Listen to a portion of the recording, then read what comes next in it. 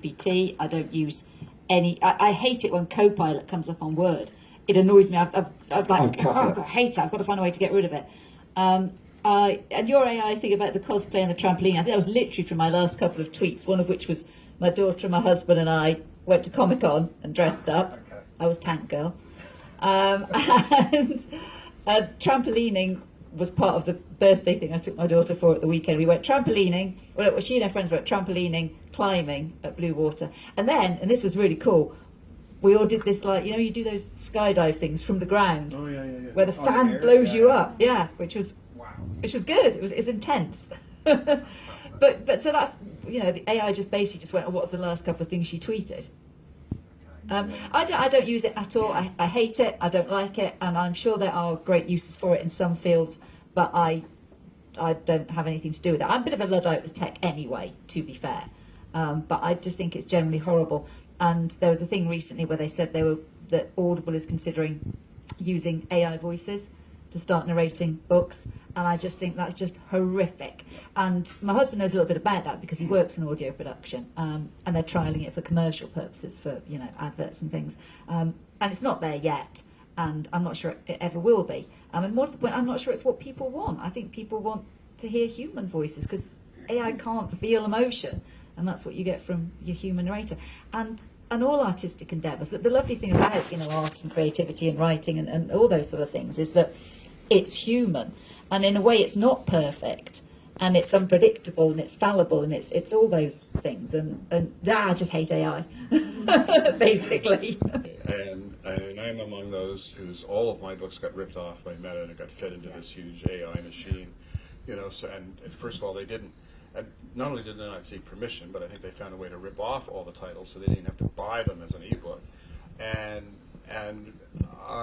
quite appalled by that. I don't use it, and I also don't think it certainly at this point can be trusted.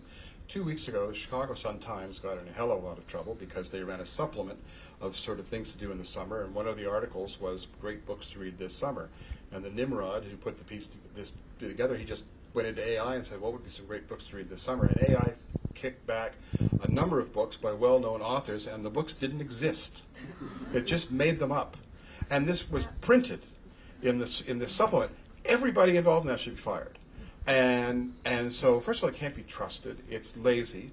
Do people want to read books that are created and manufactured by a computer? I mean, is that what people want? I can't believe that it is. And I think one of the reasons that we're human is that what makes us human is that we're creative. And do we want to surrender that? Are we going to take all that has been created up to now and then just put it in a blender, and anything that we enjoy, music we listen to, books that we read, shows that we watch, from this point going forward, will just be created from this pile of junk that they've got in a machine? I can't imagine people want that. If AI is great in medicine and things like that, it's great. But stay out of our lane.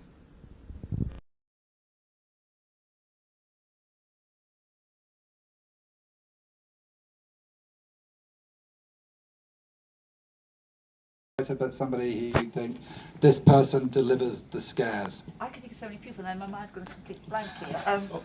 Paul Tremblay. Okay. Who's the one who wrote? Sorry, I'm just trying to think of names. You know, I can picture these books and these people, and I can't think of the names.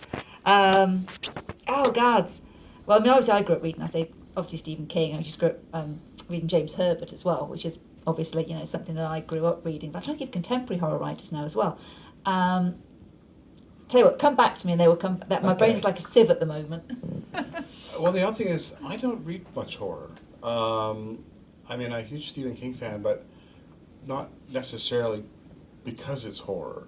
He's just a really, really good storyteller. Yeah. You know, I've enjoyed books of his that are not horror novel. You know. Yeah, his hard-boiled stuff is incredible. Yeah, as well. So he's just a really good storyteller.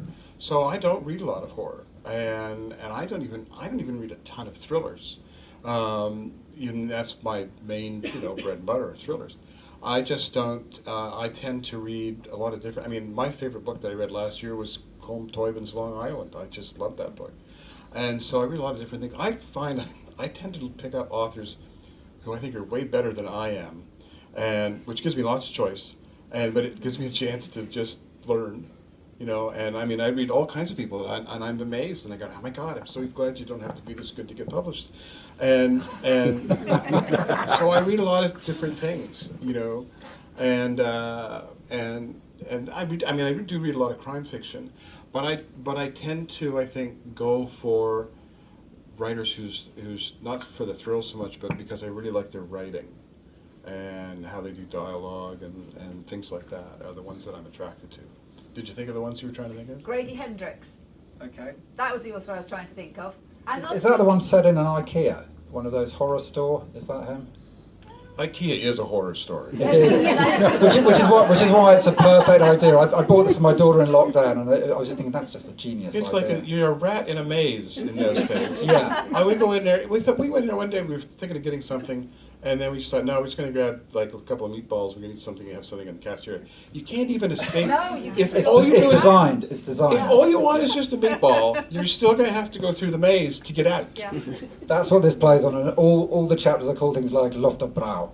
So it's whatever department you're stuck in and product. That's what. I think and that's where the There surprise should be like a is each zombie time. film or something set in an IKEA. It's kind of. I think- it's kind of I what's think going. that You when- see this. You see this. I think hell is probably an IKEA story. Yeah.